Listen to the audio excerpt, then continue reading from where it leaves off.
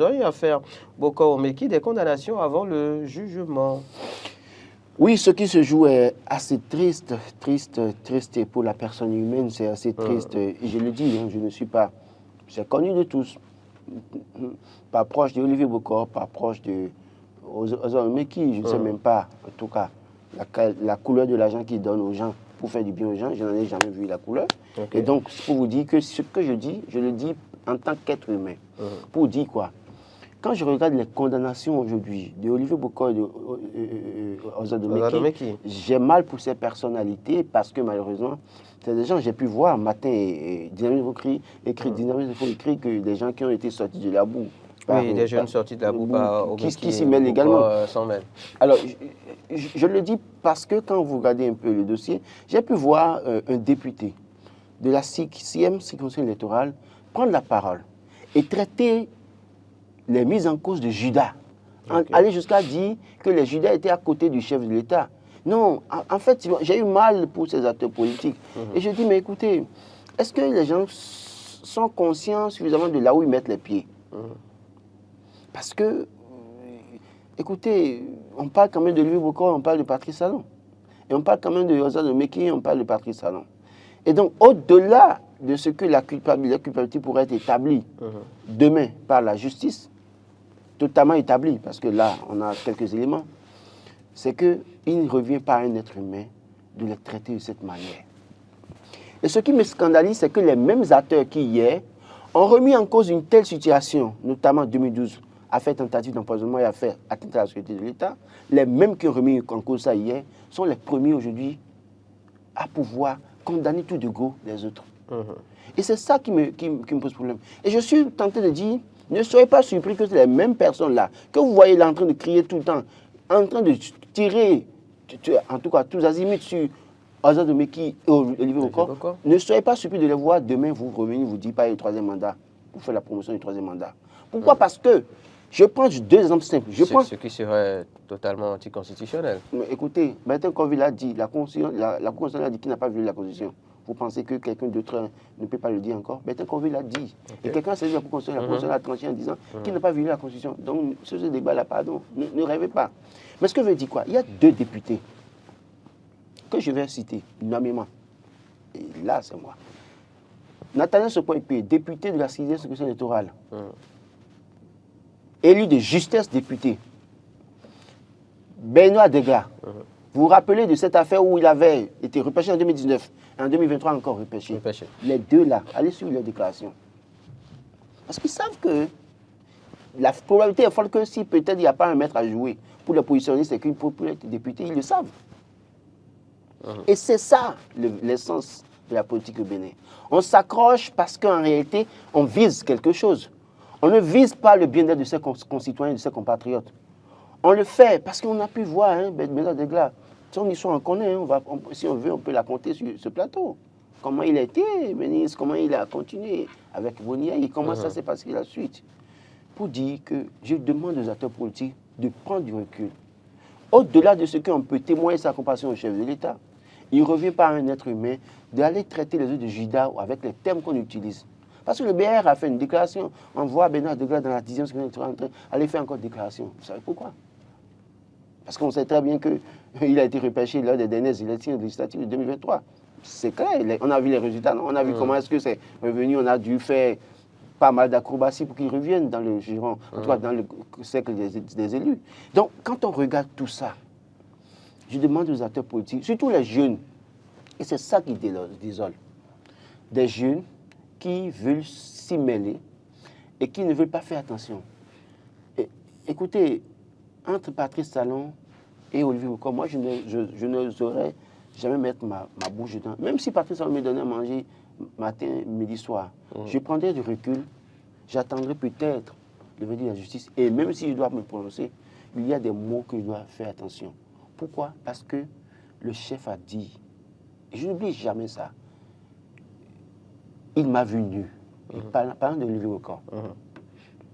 Et au-delà de tout, il y a peut-être des choses sur lesquelles Patrice Talon n'oserait jamais que Olivier Bokor dure en prison.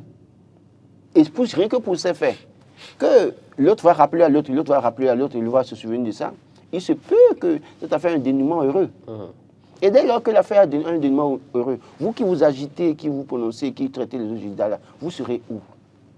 Je n'oublie jamais cette phrase de cet homme politique que j'ai rencontré, quand il y avait une situation, parce qu'un journaliste a mal parlé de lui, il m'a dit une chose. Il dit, il est bon de me critiquer aujourd'hui, mais le chef d'État et moi, on s'est vu quelque part. On se connaît, on a grandi ensemble, on a des choses à se partager.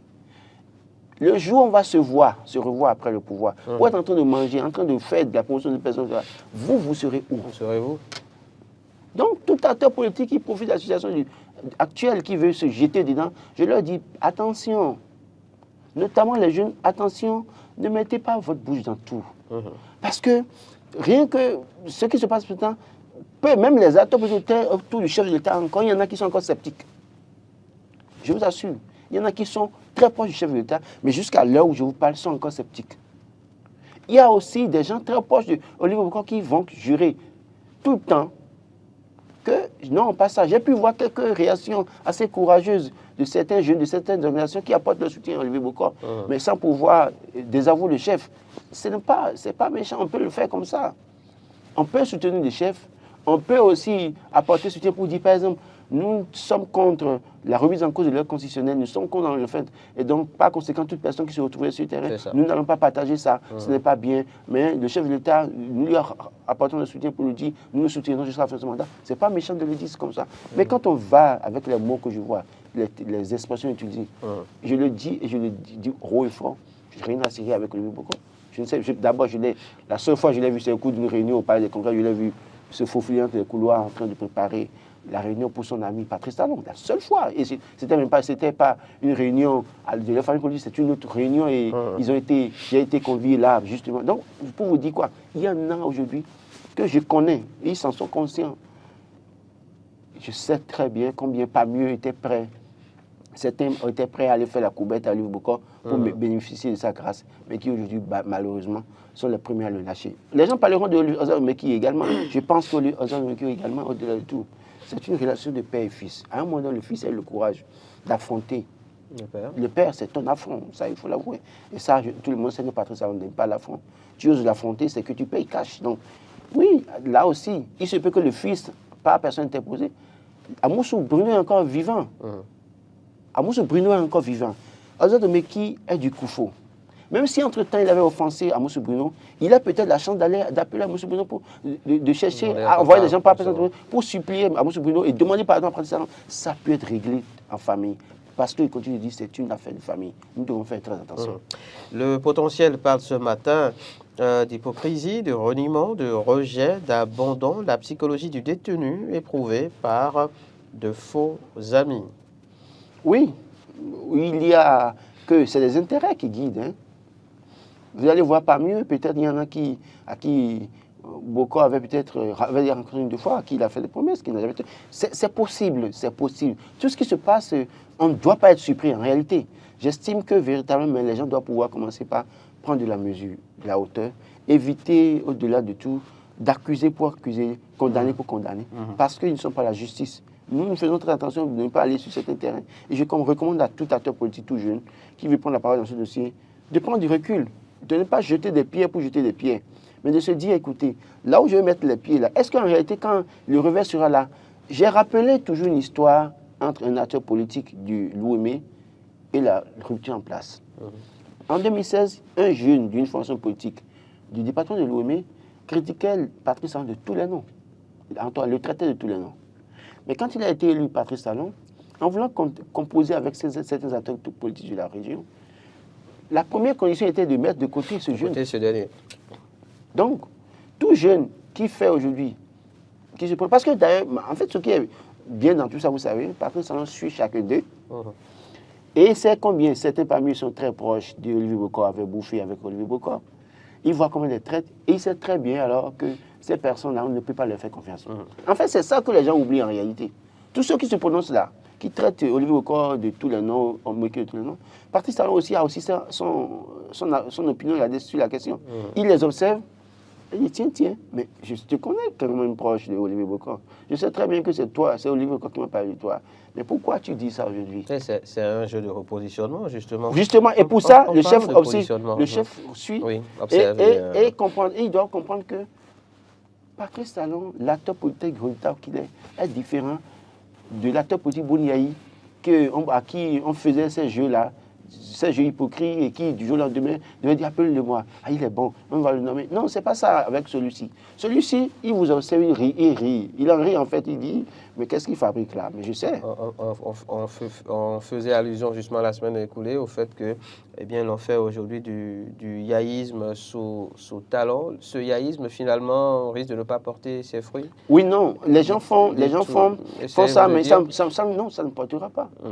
Ça ne portera pas. Vous voyez. Soutien tous azimuts. Oui, non. Vous voyez par exemple le matin, qui écrit ce député qui attaque tout le temps les démocrates.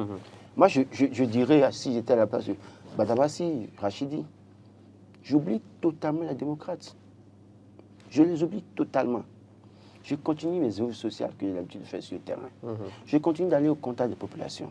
S'il faut que j'aille même voir les sages de parcours certains, pour leur prêter des excuses pour ce que j'ai fait par le passé, pour lesquels certains parmi eux m'ont retiré leur soutien pour donner toute caution, en tout cas au Parti démocrate, je le fais. Et je le fais de façon discrète et même en étant, en tout cas, beaucoup plus des citoyens aujourd'hui, de sorte qu'en 2026, que les démocrates soient surpris que je redevienne député. Bon, si en temps s'il a été positionné. Mais le drame ici, c'est qu'il attaque un parti avec à la tête un homme qui a été chef d'État, qui malheureusement pour lui... Dont il fut proche. Dont il fut proche, et qui malheureusement est apprécié des Paraquois et des Paraquoises. Et dès lors que chaque fois il attaque, alors que les gens de cette région à un moment donné ont des choses à reprocher au pouvoir en place, quand tu le fais comme ça, tu te décrédibilises toi-même et tu te mets en difficulté. Donc le conseil que je donnerais à Rachid Gouansi, c'est d'oublier les démocrates. S'il veut redevenir député, s'il veut continuer à être cet acteur politique influent dans la commune de Parakou, pardon, de la 8e section électorale, qui travaille à aller davantage sur le terrain, faire du social, aller rassembler les jeunes, vous voyez un peu. Et puis ça peut surprendre les démocrates. Mais à cette allure... Ce matin, un conseil à un titulaire de chaire politique. Non, il est titulaire de chaire politique, on sait comment... non, en fait, c'est que moi, je lui dis ce qu'il faut sur le terrain politique. Parce que, oui, il est acteur politique, averti certainement, mais il y a peut-être que ça qui lui échappe. Il pense que c'est tirer tout le temps sur les démocrates qui va lui rendre service. Non.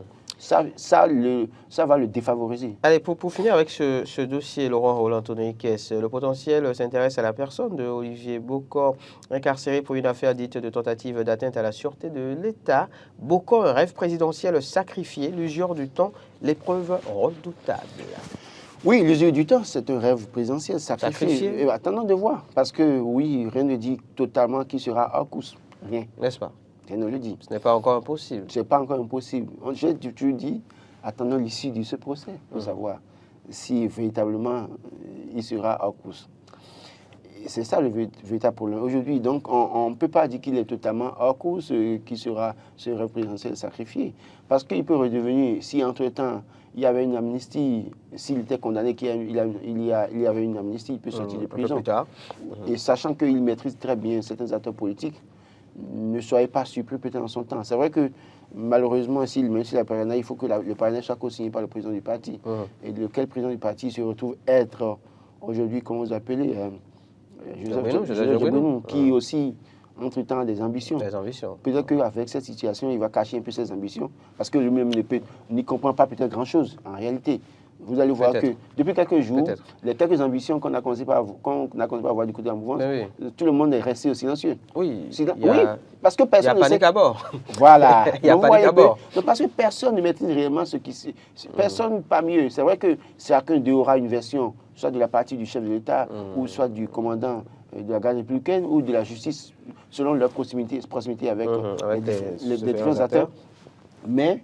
il y en a même, si le chef les faisait asseoir ici et leur disait c'est vrai, je parie que certains parmi eux vont dire, quand ils vont rentrer, ils vont dire non, cette affaire-là, c'est pas clair.